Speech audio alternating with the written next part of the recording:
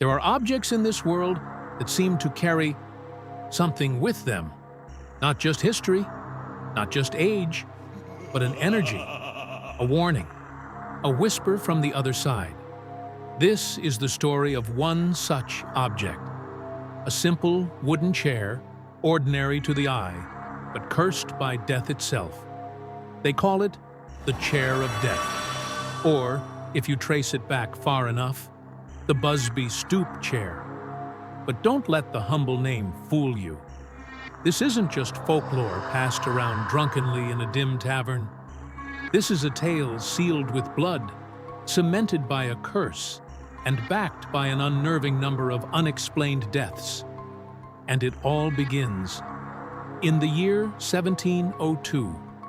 A small village in North Yorkshire, nestled between overgrown fields and whispering trees, stood an inn, old even for its time. And inside that inn sat a man, brooding, violent, possessive. His name was Thomas Busby. Busby wasn't the kind of man you'd want to cross, a petty criminal, a drinker, a scoundrel.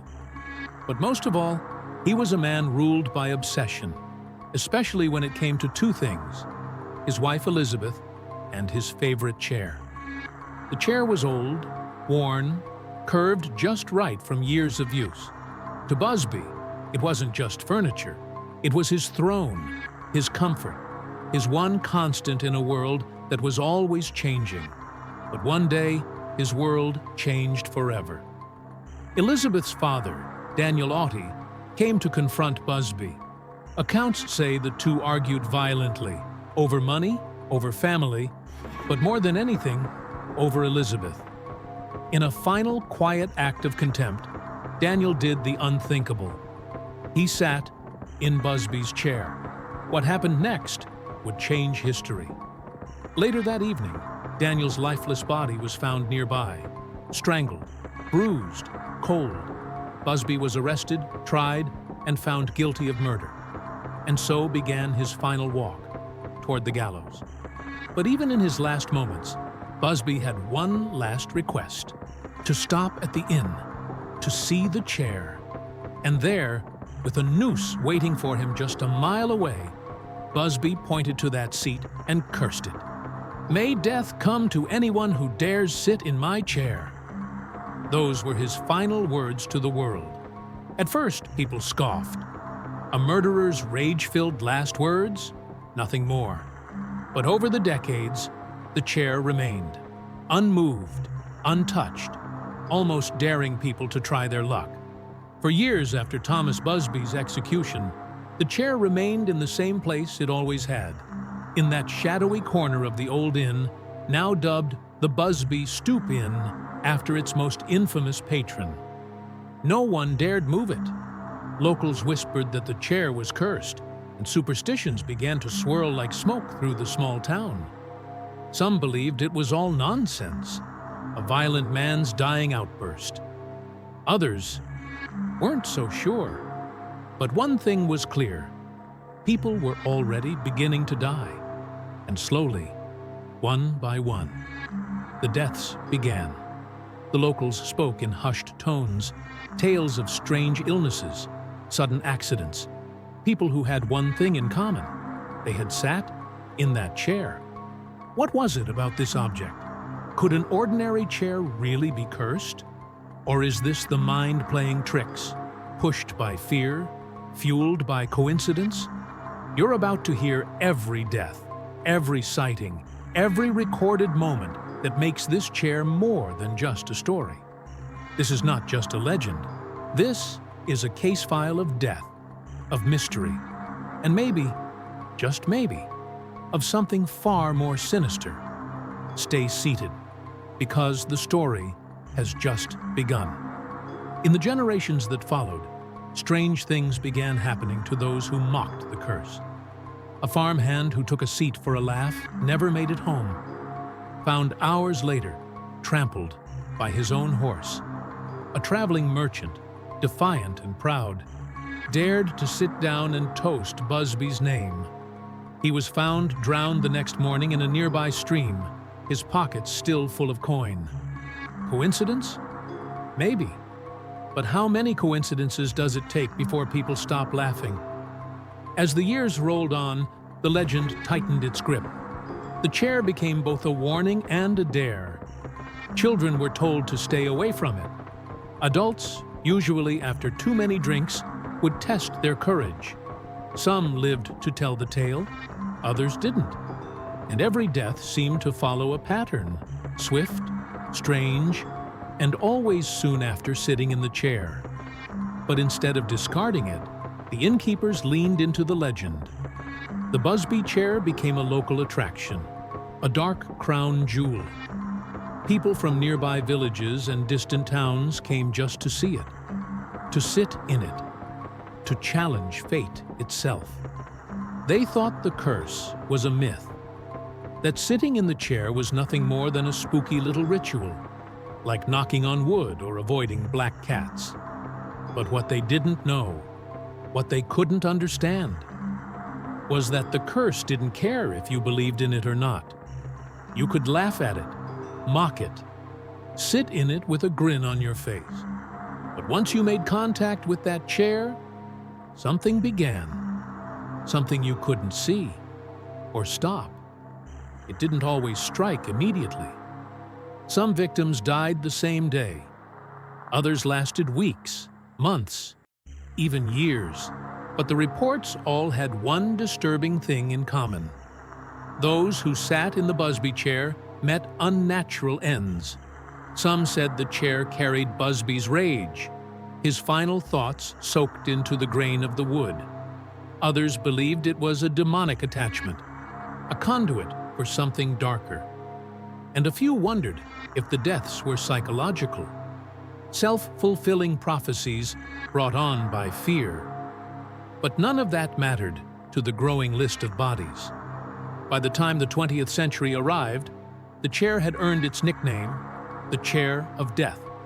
And still, it remained in the pub, untouched, unchained, waiting. Then, during the darkest chapter in modern history, the legend escalated. Because death came in waves during World War II. And the chair? It became infamous all over again. What happened next would cement the curse in history forever. The year was 1940. Britain was at war. The world teetered on the edge of collapse, and death became a daily visitor, expected yet never welcome. Near the sleepy town of Thirsk, not far from the Busby Stoop Inn, a Royal Air Force base had been established. Young men, barely old enough to shave, were being trained for combat. They lived fast, flew hard, and died often. And when they weren't in the air, they came here, to the pub, to drink, to forget, to live, if only for a few hours. Among the warmth of ale and cigarettes, stories were swapped. One name came up again and again, Busby. The locals warned them, but the soldiers laughed. They'd already danced with death. What was a cursed chair compared to enemy flak and firebombs? So they sat, some mockingly, some defiantly, some out of pure boredom. But then, the pattern returned. Pilots who sat in the chair started disappearing. Not one or two, but dozens. They'd go up in the morning and never come back down. At first, it was brushed off, bad luck. But eventually, the stories piled too high to ignore. The chair was taking them. It became known among the troops as the hot seat. Superstitions spread like wildfire. Some crews refused to enter the pub at all. Others left the chair alone like it was radioactive. Yet some dared to challenge it, out of pride, ego, or sheer disbelief. They'd sit, raise a glass, laugh at the curse, and then they'd vanish into the clouds, never to be seen again. In 1967, two Royal Air Force pilots, confident and skeptical, sat in the chair during a routine stop. They joked about the curse, downed their drinks, and left. Their car collided with a tree just hours later. Both were pronounced dead at the scene. Locals said the curse had struck again, and it didn't stop there. A delivery driver who'd stopped for a pint and rested in the chair died in a freak accident on his route. A roofer who had lunch in the pub and briefly sat in it fell to his death when the roof beneath him gave way. Even a janitor, a woman in her 60s, accidentally bumped into it while cleaning the floor. Weeks later, she died of a sudden aggressive brain tumor. One by one, the chair continued its silent harvest. No blood, no shadowy figure with a knife, just death. Cold, predictable, unstoppable. Brief, eerie swell of music, then a subtle fade into silence. It no longer mattered if people believed in the curse. The body count spoke for itself. And finally, the pub's owner had enough. He dragged the chair into the basement, hoping the darkness would contain it. But fate has a long memory. One day, a young delivery man, unaware of the legend, was waiting for a signature. He found the chair in the basement, sat down casually, killed some time. An hour later, he was dead. His van had slammed headfirst into an oncoming truck. That was the final straw. The chair was handed over to a local museum. They knew what they were dealing with. They suspended it 5 feet in the air, out of reach. No one could sit in it again. They had to, because too many had died. And those who'd gotten close told terrifying stories. They reported feeling watched, seeing writing on mirrors, hearing whispers in the dark, feeling a strange itching, a tingling, a pressure, like something was crawling just beneath the skin. They spoke of cold spots, of confusion, of seeing objects move, of hearing their names spoken when no one else was there. And always, always, a feeling of being marked for death. By then, it was no longer just a pub legend.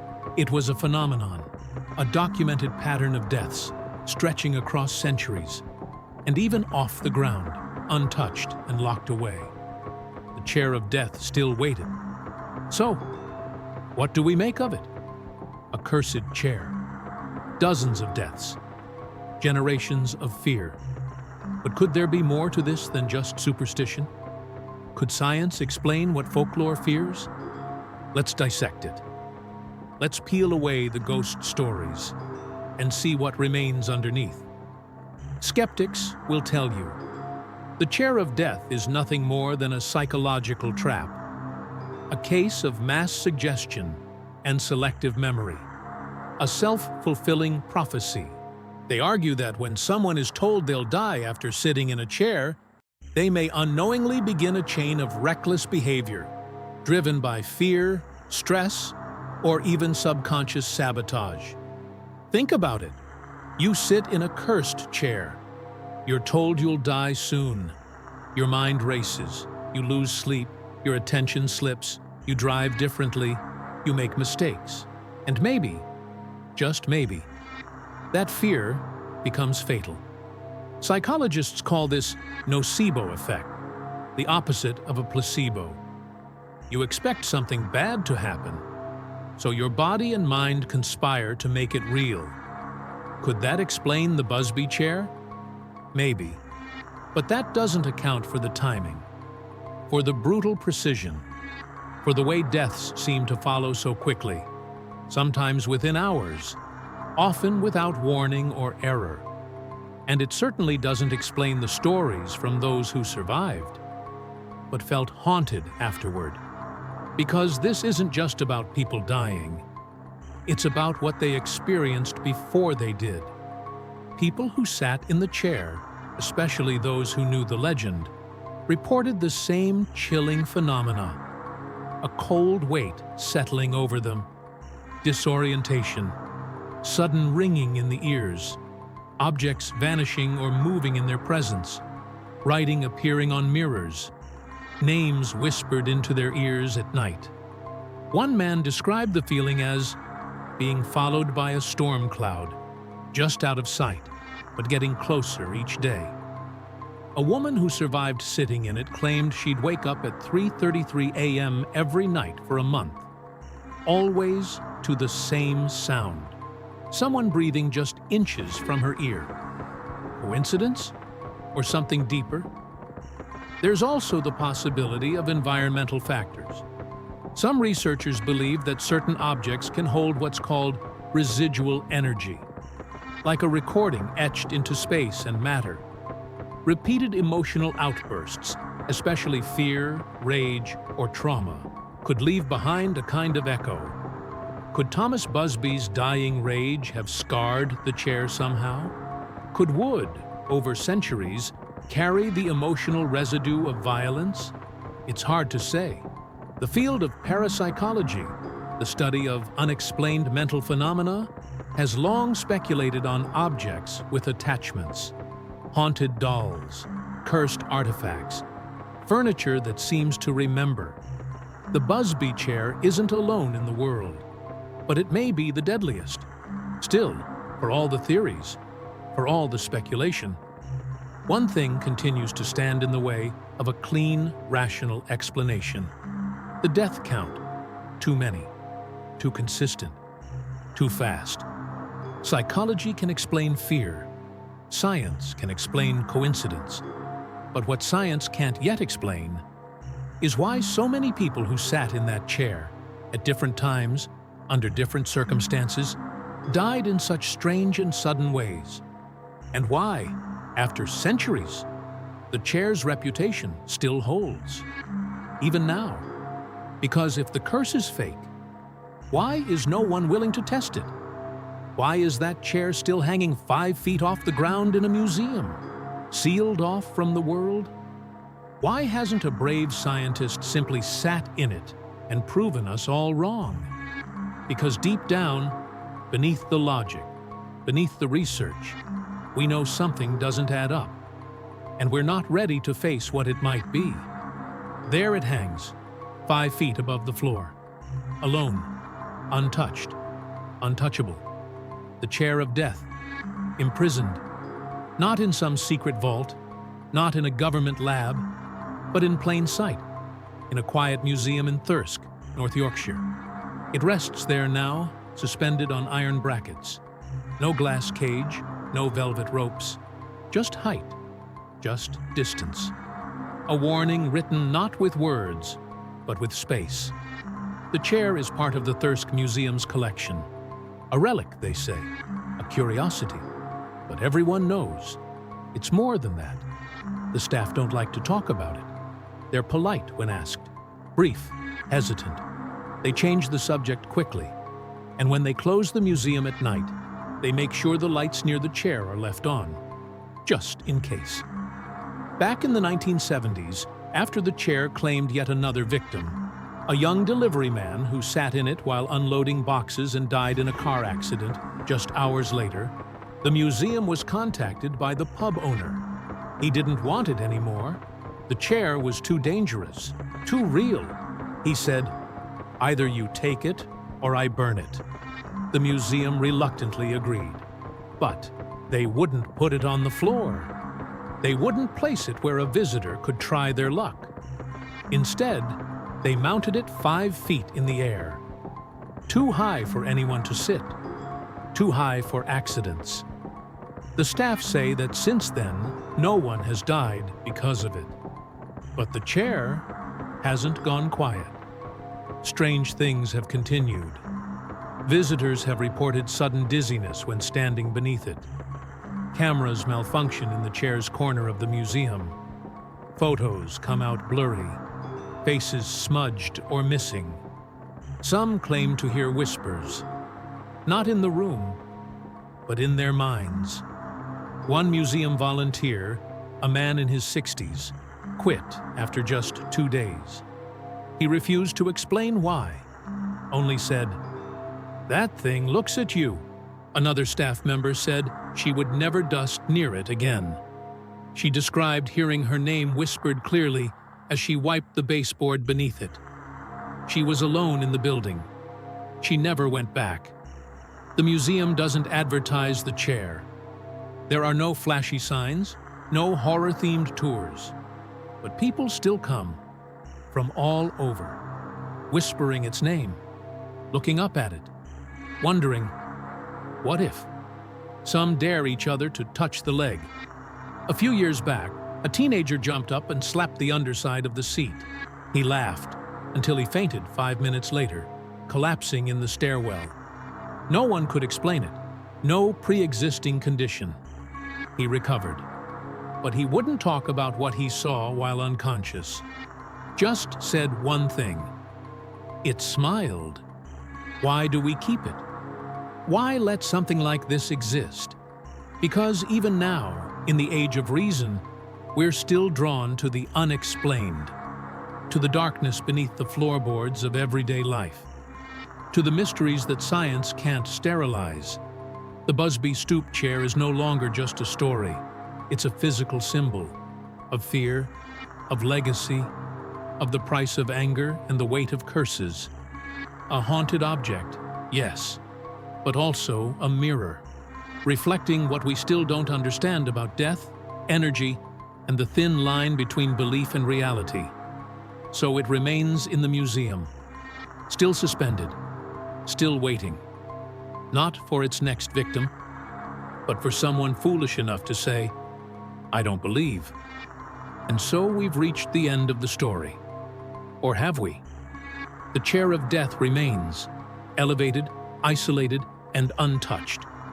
Not because we've proven the curse is real, not because science surrendered, but because deep down, no one wants to be next.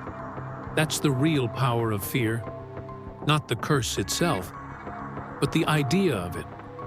The thought that something so ordinary, just a piece of old furniture, could carry death in its grain, makes us question everything we think we know. Folklore is how we explain the parts of reality that don't behave. The shadow in the hallway that wasn't there yesterday. The voice you thought you heard in an empty room. The streak of bad luck after you disturbed something ancient and forgotten. Sometimes we laugh it off. Sometimes we dare each other to cross the line. But every now and then, we leave it alone. The Busby Stoop Chair is one of those stories that refuses to die. It's not just about Thomas Busby and his murderous rage. It's about every chilling coincidence that followed, every unexplained death, every terrified whisper from those who knew better than to test fate. And perhaps what's most unsettling is that no one's ever broken the curse, because no one's ever tried. No scientist has sat in that chair to prove it's harmless. No daredevil has risked it for fame. No influencer has posted a video from it. Why? Because some instincts are older than reason, older than logic. And when something in your bones says don't, you listen. What does that say about us? Maybe we still believe, even if we pretend not to.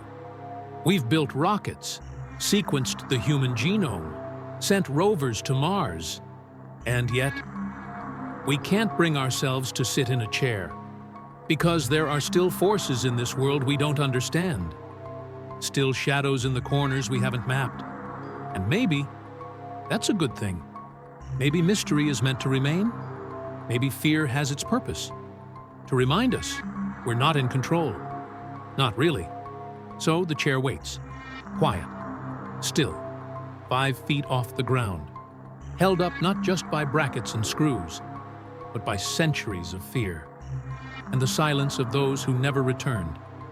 If you ever find yourself in thirst, and you see it hanging there, look up, stare into the worn wood. Listen, it might just be listening back. If this story gave you chills, if you believe some doors should never be opened, then do one thing. Like this video. Share it. Let others feel the same goosebumps you did. And most importantly, subscribe to the channel for more real tales of darkness, death, and the unexplained. Every week, we dive deep into the shadows most feared to explore. Because here, the unknown isn't something to avoid, it's something to understand. So until next time, keep the lights on. And whatever you do, don't sit down.